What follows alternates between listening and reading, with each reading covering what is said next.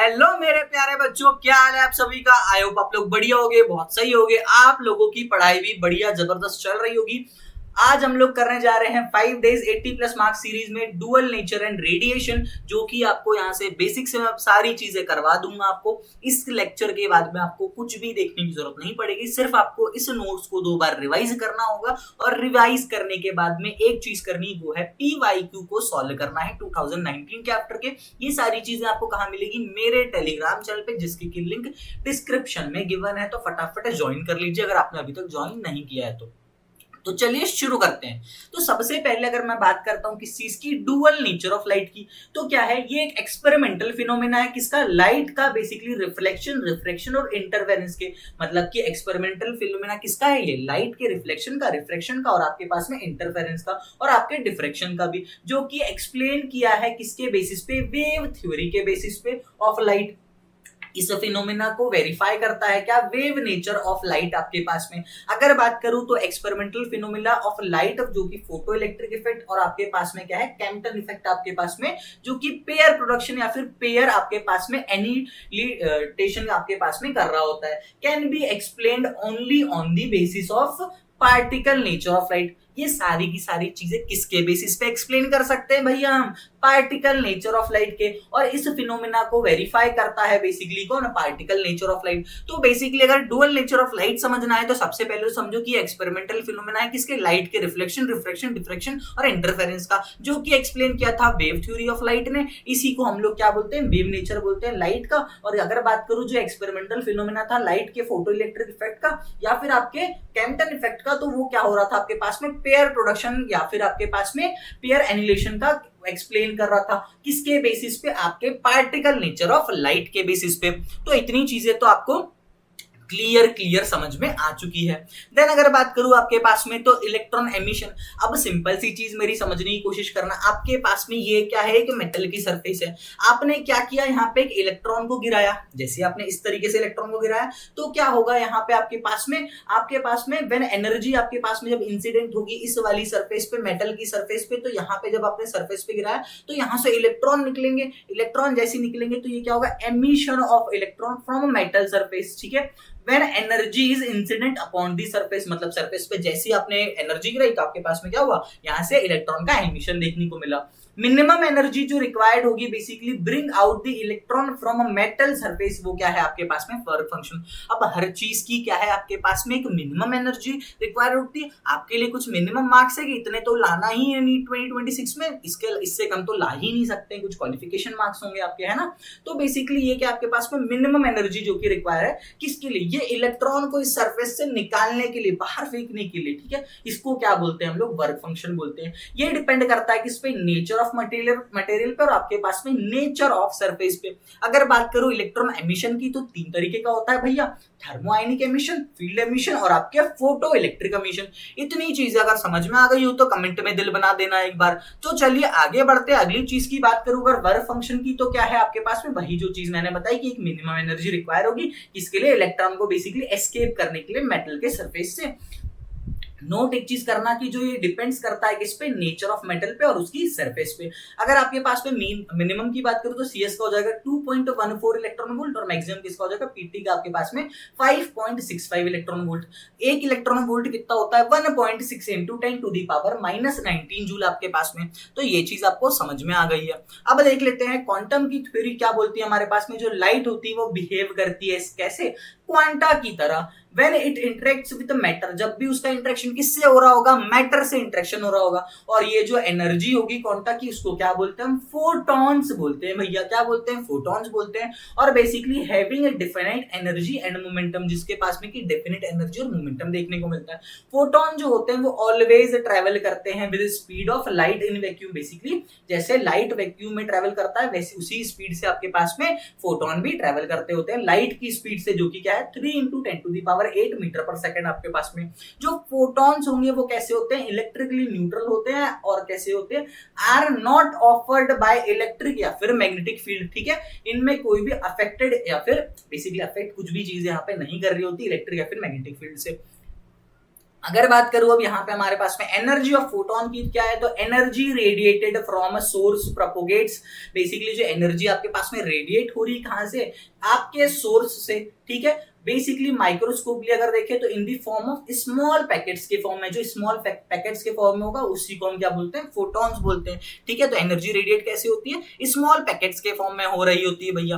अगर बात करें लीनियर मोमेंटम की किसके, फोटोन के, तो क्या हो जाएगा P equals to E by c या फिर h न्यू बाई सी या फिर h बाई लैम्डा आपके पास में। अगर बात करूं इफेक्टिव मास ऑफ फोटोन की, तो क्या हो जाएगा आपके पास में m इक्वल्स टू क्या हो जाएगा यहाँ पे E बाई सी स्क्वायर या फिर आपके पास में hc by c square lambda या फिर आपके पास में hc बाई लैम्डा यहाँ पे। देन अगर बात करूं आपके पास में इफेक्टिव मास की, तो कैसा होगा, इनवर्सली प्रोपोर्शनल होगा आपके लैम्डा के। सो मास जो होगा बेसिकली वॉयलेट लाइट का, वो फोटोन का क्या होगा, ग्रेटर होगा बेसिकली फॉर मास, बेसिकली किसके लिए ग्रेटर होगा, greater than the mass of red light आपके पास में, ठीक है। ग्रेटर हो जाएगा बेसिकली रेड लाइट से आपके पास में वॉयलेट का। देन अगर बात करूं जो बेसिकली आपके पास में जो आई, अगर रेड जब ज्यादा होगा किससे, वॉयलेट से, किसके लिए, रेस्ट मास फोटोन के लिए, ठीक है, रेस्ट मास फोटोन के लिए, क्योंकि जीरो होता है ऑलवेज, ठीक है। एम जो होगा वो इनवर्सली प्रोपोर्शनल होगा आपके लैम्डा के, और एम नॉट अपॉन में रूट में 1 माइनस वी स्क्वायर अपॉन में सी स्क्वायर, ठीक है। जो वॉयलेट लाइट है वो कैसी होती है फोटोन की, वो ग्रेटर होती है basically mass of red light of photon से आपके पास में।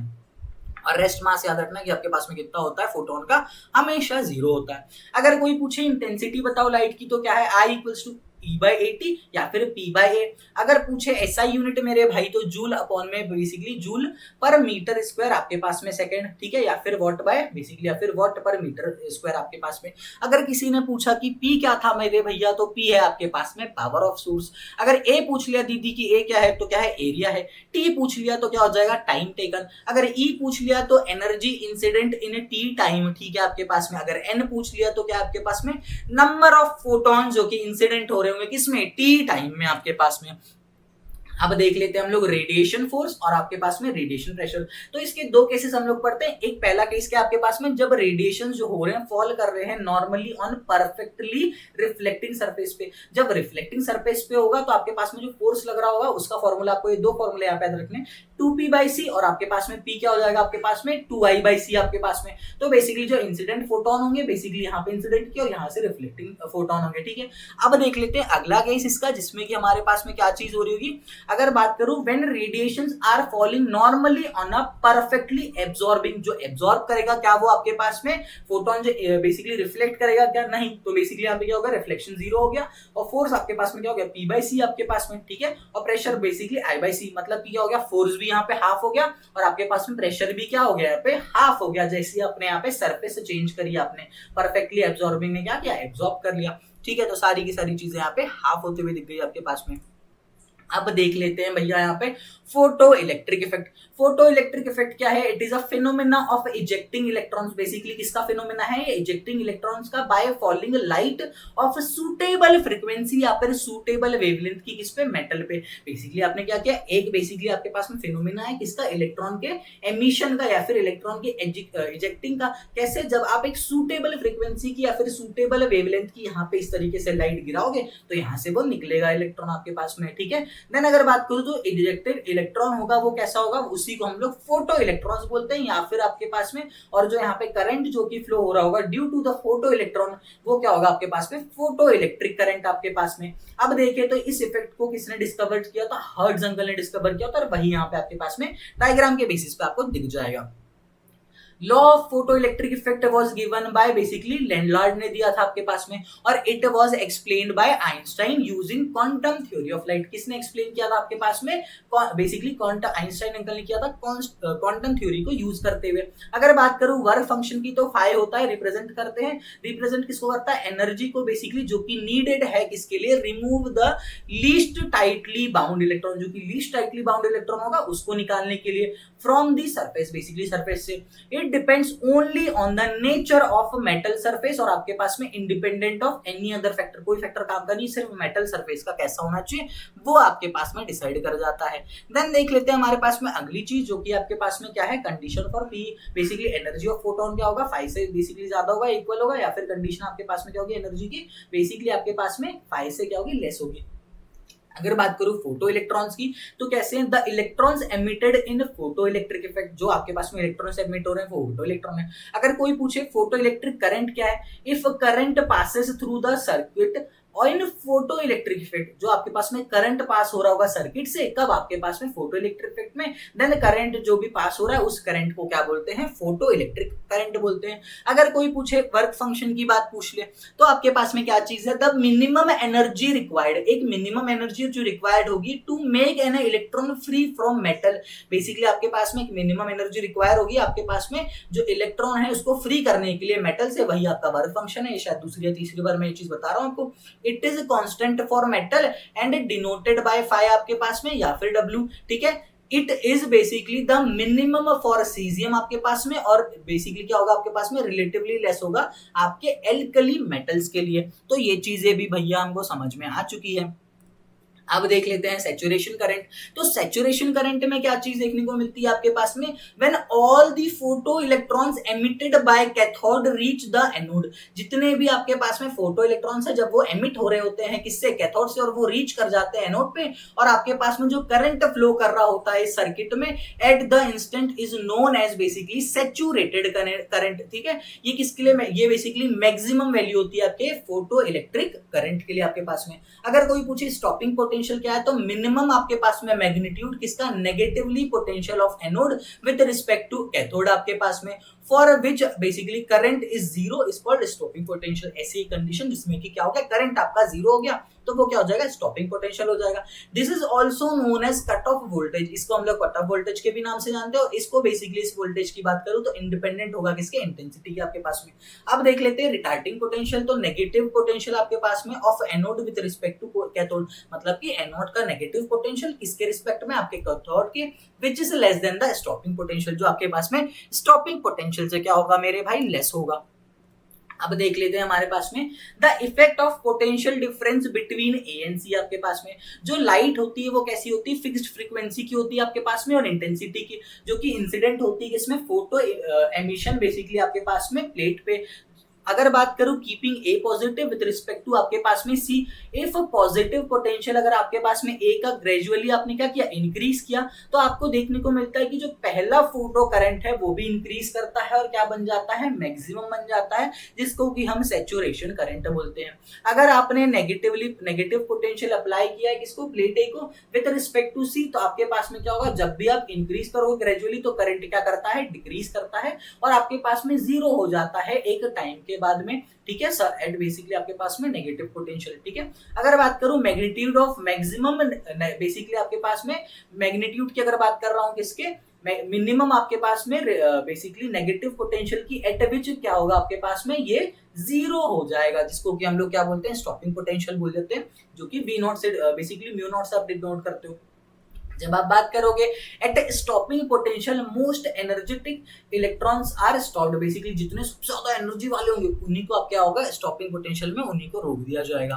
देन अगर बात करूं इसके मतलब क्या हो गया हमारे पास में, इट मींस आपके पास में जो स्टॉपिंग पोटेंशियल है वो मेजर करता है मैक्सिमम काइनेटिक एनर्जी को, किसकी, फोटो इलेक्ट्रॉन्स की, ठीक है। तो के मैक्स क्या हो जाएगा, ई वी नॉट आपके पास में, या ई म्यू नॉट, ठीक है। स्टॉपिंग पोटेंशियल की बात करूं तो does not depend on the distance between आपके पास में एमिटर और आपके पास में कलेक्टर में। तो उसी चीज को यहाँ पे डायग्रामेटिकली बताया, बट यहाँ पे जो आपके पास में सैचुरेशन करंट है इसका ग्राफ है, जो कि बड़ा इंपॉर्टेंट है, शायद एग्जाम में इस बार पूछ भी रहे ग्राफ, तो ध्यान से देख लीजिए आपके पास में। देन आपके पास में एक और है जिसमें कि इंटेंसिटीज I3, I2, I1 की इंटेंसिटी देखने को मिलेगी। इंटेंसिटी ऑफ लाइट और फोटो इलेक्ट्रिक करंट की बात करें तो इस तरीके से ग्रेजुअली इंक्रीजिंग होगा आपके पास में, और यहाँ से रिटार्डिंग पोटेंशियल से बेसिकली यहाँ पे कलेक्टर प्लेट पे अगर आप देख रहे हो फोटो इलेक्ट्रॉन्स क्या है कि सबसे ज्यादा किसकी होगी यहाँ पे, इंटेंसिटी I3, I2, I1 आपके पास में। तो ये चीजें देखने को मिल जाती है। फिर देख लेते हैं हम लोग अगली चीज हमारे पास में क्या है, इफेक्ट ऑफ फ्रीक्वेंसी। फ्रीक्वेंसी का क्या इफेक्ट होगा आपके पास में, जब भी आप फ्रीक्वेंसी किसकी, रेडिएशन की इंक्रीज करोगे तो आपके पास में जो म्यू नॉट है वो भी इंक्रीज करेगा, but it is almost unchange, but वो क्या होगा, ऑलमोस्ट अनचेंज होगा। It is also observe that below a certain frequency photo electrons does not come out, और एक सर्टन एनर्जी के बाद में आपके पास में जो फोटो, एक सर्टन फ्रीक्वेंसी के बाद में जो फोटो इलेक्ट्रॉन्स है वो बाहर नहीं आते हैं, और जो मिनिमम फ्रीक्वेंसी है which can when eject photo electron is called cut off या फिर आपके पास में थ्रेशोल्ड फ्रीक्वेंसी आपके पास में। सिमिलरली आपके पास में जो करस्पॉन्डिंग मैक्सिमम वेवलेंथ होगा उसी को हम लोग क्या बोलते हैं, थ्रेशोल्ड वेवलेंथ बोलते हैं आपके पास में। तो यहाँ पे एक ग्राफ है जिसमें कि आपके पास में V0 यहाँ पे आपको दिख रहा है रिटार्डिंग पोटेंशियल उनके बीच में। तो ये आपके पास में सैचुरेशन एक पॉइंट आ गया जिसको कि हम सैचुरेशन करंट बोलते हैं और इसका ग्राफ इस तरीके का हो जाएगा। देन अगर हम लोग देखें आपके पास में तो अगली चीज क्या है, टाइम लैग। टाइम लैग क्या होगा, there is no time lag between the incidence of radiation और एमिशन ऑफ इलेक्ट्रॉन्स। आपके पास में किसी भी तरीके का टाइम लैग देखने को नहीं मिलेगा बिटवीन इंसिडेंस ऑफ रेडिएशन और आपके पास में एमिशन ऑफ इलेक्ट्रॉन्स में। अगर बात करूं आपके पास में फोटो इलेक्ट्रिक एमिशन की तो क्या होगा, is an instantaneous process without any basically apparent time लेगा आपके पास में, जिसके 10 to the power 9s होगा आपके पास में, उससे कम होगा। Even when the incident radiation क्या होगा, is made exceeding dim basically आपके पास में। एक्सप्लेनेशन क्या आइंस्टाइन ने दिया था इस चीज का कि जो रेडिएशन होगी एब्जॉर्ब कर रहा होगा surface are basically in the form of quanta आपके पास है फोटोन के फॉर्म में, और जो एनर्जी होगी ईच फोटोन की वो डिपेंड करती है किस पे, आपके फ्रीक्वेंसी पे। और आपके पास में one photon can interact with one electron at a time, मतलब एक फोटोन एक टाइम पे एक ही इलेक्ट्रॉन के साथ में काम कर रहा होगा। In the interaction between photon and electron आपके पास में क्या हो रहा होगा, इंसिडेंट फोटोन जो होगा वो ट्रांसफर करेगा क्या, उसकी होल एनर्जी को किसके, इलेक्ट्रॉन की तरफ। तो ये चीज आपको बेहतरीन तरीके से अब यहाँ पे समझ में आ चुकी होगी। अब देखो आपके पास में, तो आपके पास में एच न्यू क्या हो जाएगा, के मैक्स आपके पास में प्लस यहाँ पे फाइव, और आपके पास में के मैक्स क्या हो जाएगा आपके पास में, एच न्यू माइनस फाइव आपके पास में, ठीक है, फाइव नॉट आपके पास में। It is also known as Einstein equation of basically P आपके पास में, ठीक है। अगर बात करें तो यहाँ पे और सारी इक्वेशंस यहाँ पे लिख दी एवी नॉट के फॉर्म में यहाँ पे। देन अगर देखो तो kinetic energy can't be negative, जो आपकी काइनेटिक एनर्जी वो नेगेटिव नहीं हो सकती। तो बेसिकली एच न्यू क्या होगा आपके पास में, फाइव नॉट से ज्यादा होगा, और यहाँ पे जो एच न्यू होगा बेसिकली वो एच न्यू नॉट से ज्यादा होगा। तो बेसिकली यहाँ पे वैल्यू आपके पास में क्या हो जाती है, जो आपको न्यूमेरिकल में यूज करनी है 12 बेसिकली आपके पास में 12400 अपॉन में 5 नॉट आपके पास में इलेक्ट्रॉन वोल्ट या एम्पियर आपके पास में, जिसमें कि आपके पास में क्या है, वी क्या है, वी नॉट से ज्यादा। इट मीन जो आपके पास में फ्रीक्वेंसी है वो लेस होगी किसके लिए, वी नॉट के लिए। सो इलेक्ट्रॉन्स क्या करेंगे, बाहर की तरफ नहीं आते हुए आपके पास दिख जाएंगे। देन अगर कोई पूछे ग्राफ बिटवीन के मैक्स और इसके बीच में, तो आपके पास में बेसिकली आपके पास में बी ज्यादा होगा, ए से ए चीज में ध्यान रखना है आपको। स्लोप जो होगा वो tan थीटा होगा, और सिमिलर फॉर ऑल मेटल्स आपको देखने को मिल जाएगा, ठीक है। और जो आपके पास में y equals to mx minus c के तरीके का ग्राफ आपको यहाँ पे देखने को मिल जाता है। देन अगर बात करो आपके पास में अगली चीज की, तो क्या है, क्वांटम एफिशिएंसी या फिर फोटोसेल्स की। तो क्वांटम एफिशिएंसी क्या होती है, नंबर ऑफ इलेक्ट्रॉन्स एमिटेड पर सेकंड अपॉन में total number of photons incident पर सेकंड आपके पास में, मतलब Ne अपॉन में NPH आपके पास में। तो इसको हमने फर्स्ट इक्वेशन मान लिया। अगर आपके पास में जो क्वांटम एफिशिएंसी है वो x% है, देन आपके पास में Ne क्या हो जाएगा आपके पास में x/100 इंटू NPH आपके पास में इक्वेशन 1 से हमने ला लिया। NPH क्या निकल के आ जाता है आपके पास में 5 into 10⁻24 joule inverse metre inverse, और आपके पास में पी लैम्डा। अगर कोई फोटो इलेक्ट्रिक करंट का पूछ ले तो क्या होगा, चार्ज बाय टाइम Q/T आपके पास में। Ne क्या हो जाएगा आपके पास में 1.6 इंटू 10⁻−19 Ne आपके पास में, ठीक है।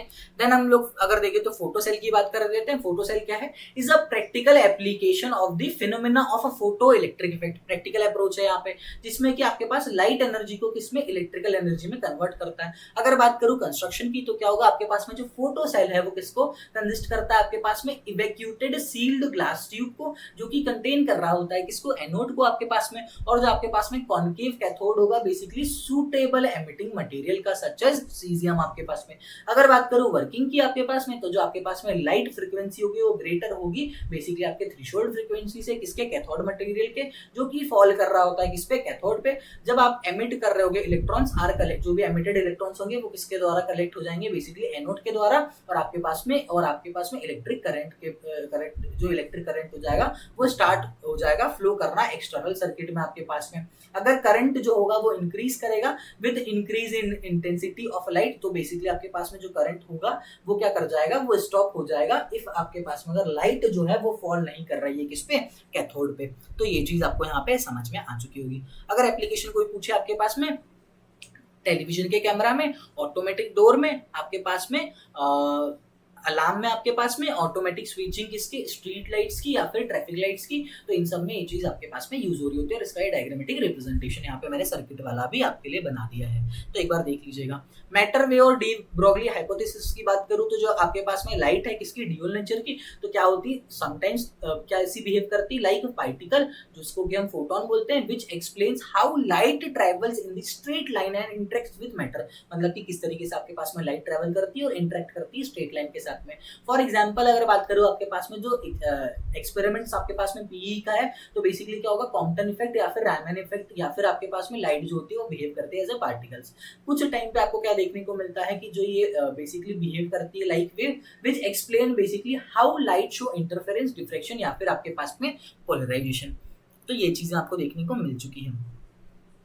देन अगर मैं देखूं आपके पास में डी ब्रोगली की हाइपोथेसिस, तो क्या होगा, मूविंग पार्टिकल जो होगा मैटर का should display wave like property, जो आपके पास में मूविंग पार्टिकल होगा किसका, डिस्प्ले का, वो कैसा वेव लाइक प्रॉपर्टी शो करना चाहिए किसके अंडर सुटेबल कंडीशन, बिकॉज जो आपके पास में जो नेचर है वो क्या करता है, लव करता है सिमेट्री को, और आपके पास में जो the two basic physical entities है मैटर और एनर्जी, वो कैसी होती, मस्ट हैव सिमेट्रिकल आपके पास में कैरेक्टर। अगर बात करूं आपके पास में रेडिएशन की, तो रेडिएशन कैसा होता है, बेसिकली शो करता है डुअल एस्पेक्ट आपके पास में, तो मैटर कैसा, matter should show basically dual nature आपके पास में, particle as well as wave आपके पास में।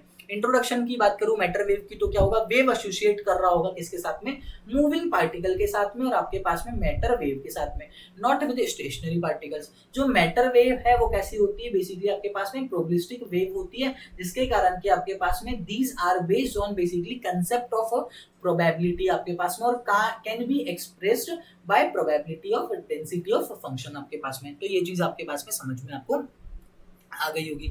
अगर आगे थ्योरी की और बात करें यहाँ पे, तो जो आपके पास में एवरी वेव क्या होती है, has a wall function, basically आप हैज अ वेव फंक्शन आपके पास में। फॉर एग्जांपल ईएम वेव के पास में कैसा होगा, इलेक्ट्रिक मैग्नेटिक आपके पास में as a function of time आपके पास में। मैकेनिकल वेव की अगर बात करूं तो उसके पास में क्या होगा, आपके पास में मीडियम होगा पार्टिकल का displacement as a function of time. But जो मैटर वेव्स होती है can not be expressed by such functions, therefore it is called matter wave, या फिर आप किसको बोलते हो, इसको neither EM wave nor mechanical wave आपके पास में। जो मैटर वेव होती है उसको कैसे बोलते हैं हम लोग, डी ब्रोगली वेव के नाम से भी जानते हैं। क्यों, क्योंकि इसके पास में जो कंसेप्ट है वो किसने दिया था आपके पास में, फिजिसिस्ट ने दिया था, लुईस वॉशर डी ब्रोगली ने आपके पास में। अगर बात करूं आपके पास में, तो बेसिकली मैक्रोस्कोपिक ऑब्जेक्ट्स जो होंगे हमारी डेली लाइफ में do not show wave like properties, क्योंकि इनकी जो वेवलेंथ होती है बहुत ज्यादा कम होती है beyond any measurement, but the wave character जो होंगे वो बेसिकली कैसे होते हैं, माइक्रोस्कोपिक पार्टिकल्स होते हैं या फिर सब एटॉमिक पार्टिकल, जो कि सिग्निफिकेंट और मेजरेबल आपके पास में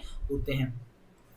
देन अगर हम लोग देखें आपके पास में जो फॉर्मूला होगा डी ब्रोगली वेवलेंथ का, वो क्या हो जाएगा, h/p या फिर h/mv या फिर h/√2mk, जो कि ये वाला फॉर्मूला आपको याद रखना है। यहाँ पे अगर लैम्डा की बात करूँ तो डी ब्रोगली वेवलेंथ एसोसिएट हो रही है किसके साथ में, मूविंग पार्टिकल के साथ में। h क्या है, प्लैंक्स कांस्टेंट है, जिसकी वैल्यू क्या होती है 6.63 × 10⁻⁻34, या फिर इलेक्ट्रॉन वोल्ट पर सेकंड पे ये वाली आ जाएगी। अगर p की बात करूँ तो क्या होगा, p आपके पास में लीनियर मोमेंटम, mv आपके पास में, k क्या है, काइनेटिक एनर्जी ½ mv² या फिर p²/2m आपके पास में, और p² क्या है आपके पास में 2mk, या फिर p क्या हो जाएगा रूट में आपके पास में 2mk आपके पास में। देन अगर बात करूं आपके पास में डी ब्रोगली वेवलेंथ का फॉर चार्ज पार्टिकल्स, तो कैसा होगा, considered a charge particle of mass m and charge q accelerated from rest through potential v, then its kinetic energy क्या हो जाएगी, k = qv, मोमेंटम जो होगा वो क्या हो जाएगा √2mk आपके पास में, या फिर रूट में 2m बेसिकली qv आपके पास में। वेलोसिटी की बात करूं तो 2qv/m आपके पास में, और डी ब्रोगली वेवलेंथ क्या होगी आपके पास में, लैम्डा = h/√2m qv आपके पास में। तो ये चीजें आपको देखने को मिल जाती है चार्ज पार्टिकल की। देन अगर हम लोग देखें एग्जाम्पल किसके, डिफरेंट आपके पास में चार्ज पार्टिकल्स के, तो क्या हो जाएंगे यहाँ पे इस तरीके से 150/v आपके पास में, ठीक है। देन अगर प्रोटॉन की बात करो आपके पास में, तो क्या आ जाएगा 0.2863/√v एंगस्ट्रॉम आपके पास में। तो ये कुछ वैल्यू है, यहाँ पे जो क्वेश्चंस में आपको यूज करने के लिए वैल्यूज है वो यहाँ पे गिवन है, तो इसको आपको सॉल्व करने की जरूरत नहीं है, याद कर सकते हो या फिर ये वाला डायरेक्टली याद कर लीजिए, ठीक है। देन अगर बात करें एग्जाम में ये चीज कभी कभी गिवन होती है, कुछ टाइम नहीं भी गिवन होती। न्यूट्रॉन की बात करूं तो आपके पास में क्या हो जाएगा यहाँ पे 0.2021/√v आपके पास में, ठीक है। और अल्फा पार्टिकल की बात करूं तो यहाँ पे क्या हो जाएगा 0.1012 √/√2 आपके पास में एंगस्ट्रॉम और रूट वोल्ट में, ठीक है। देन अगर बात करूँ आपके पास में डेविएशन जैमर एक्सपेरिमेंट की, तो ये कैसा था, ये experiment this experiment experimentally verify करता है कंसेप्ट का, किसका, मैटर वेव्स का। और इन दिस एक्सपेरिमेंट जो आपके पास में शार्प एसिलेटेड इलेक्ट्रॉन बीम होगी वो डिफ्रेक्ट हो रही होती है बेसिकली निकल के क्रिस्टल से। और ये कैसा होता है, एक तरीके का एक्सपेरिमेंटल सेटअप होता है आपके पास में। जैसे कि अगर आपको यहाँ पे इस वाले इसमें दिखाया गया कि आपके पास में क्या है, मूवेबल डिटेक्टर है, 2 गैल्वेनीमीटर आपके पास में, ये डिफ्रेक्टेड बीम है आपके पास में, यहाँ से जो डिफ्रेक्ट हुई है, और बेसिकली यहाँ से जो आपके पास में फोकसिंग सिलेक्टर है और इलेक्ट्रॉन की बीम जो आपकी निकल क्रिस्टल पे आ रही थी आपके पास में। ये आपके पास में कंप्लीट सर्किट था और यहाँ पे लो वोल्टेज का आपने ऐसे सप्लाई किया हुआ था, ठीक है।